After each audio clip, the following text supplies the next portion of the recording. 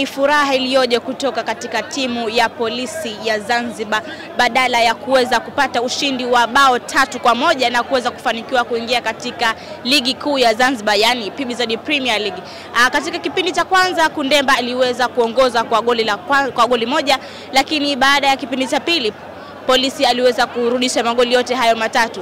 Tuweze kusikiliza maneno ya makocha pamoja na wachezaji kutoka timu zote mbili. Ni kweli mwalimu alituambia maneno mawili tuko matatu.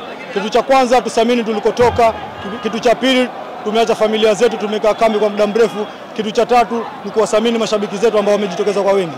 Za mechi salama na kutujalia ushindi.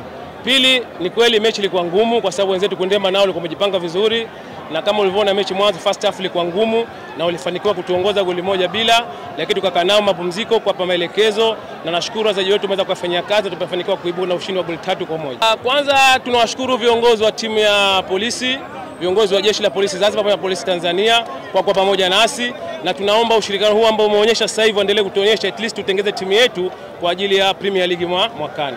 Mashabiki wetu na waendelee kutusupport kwa sababu leo umeona mashabiki walikuwa wengi tofauti na siku za nyuma, mashabiki wengi wa Polisi, kwa hivyo waendelee kutusupport at least katika mechi zetu za Premier League mwakani, mechi ziwe nzuri kama za hamasa nzuri kabisa. Wanasema ya kwamba karibu PBZ Premier League timu ya Polisi. Nikiripoti kutoka viwanja vya Mauzi Dome, ni mimi spotlight wako Jamila Ubwa. Asante na karibu tena katika vipindi vingine.